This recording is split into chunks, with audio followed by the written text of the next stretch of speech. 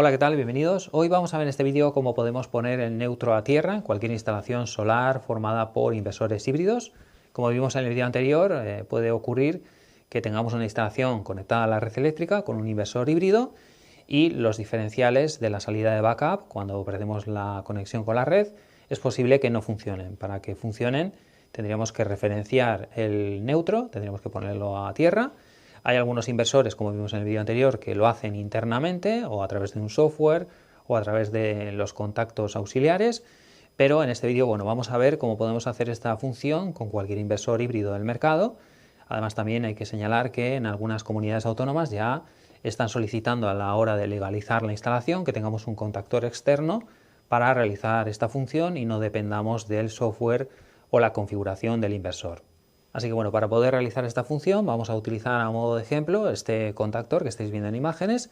Este dispositivo pues tiene un contacto normalmente abierto y un contacto normalmente cerrado.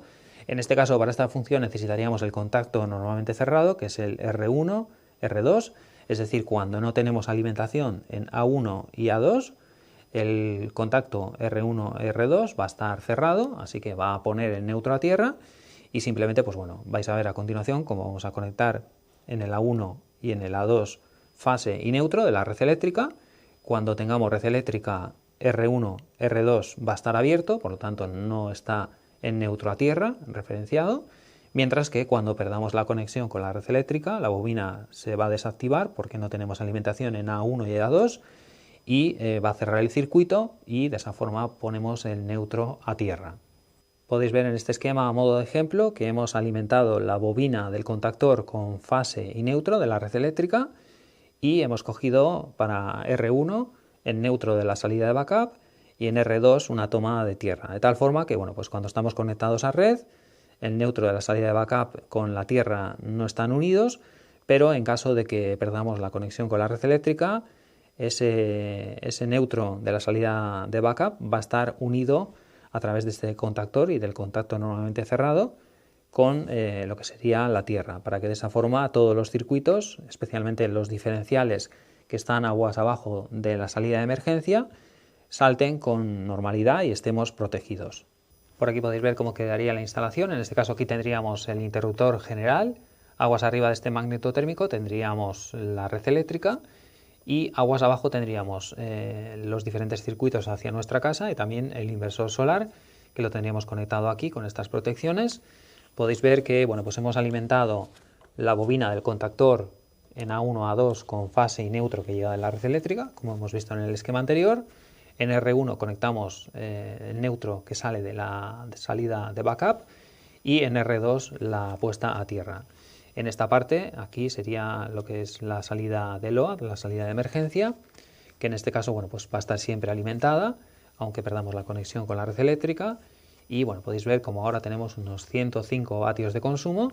Si, por ejemplo, simulamos que perdemos la conexión con la red eléctrica, vais a ver cómo continúa funcionando perfectamente. No se ha notado el cambio, continúa dándonos alimentación. Y podéis ver como ahora ya el contactor no tiene alimentación en A1, A2 porque hemos perdido la red eléctrica y cierra este contacto R1, R2, por lo tanto pone a tierra el neutro que sale de la salida de backup. Y ahora sí, si por ejemplo simulamos una derivación a tierra, por ejemplo, entre lo que sería la fase aguas abajo del diferencial y la puesta a tierra, podéis ver cómo se activa correctamente este diferencial de la salida de backup. Así que como habéis podido comprobar, esta sería una de las opciones que tenemos para poder realizar esta función en instalaciones conectadas a la red eléctrica formada por inversores híbridos, aunque hay que señalar que va a depender de vuestro modelo concreto de inversor. Hay inversores, como os decía al principio del vídeo, que ya realizan esta función internamente, otros a través de software, otros a través de unos contactos auxiliares, así que tendréis que investigar a ver si vuestro inversor realiza esta función. En caso de que no realice la función automáticamente, podéis poner un contactor como estamos viendo en este vídeo. De esta forma tan sencilla vamos a estar perfectamente protegidos en la salida de backup cuando no tengamos red eléctrica.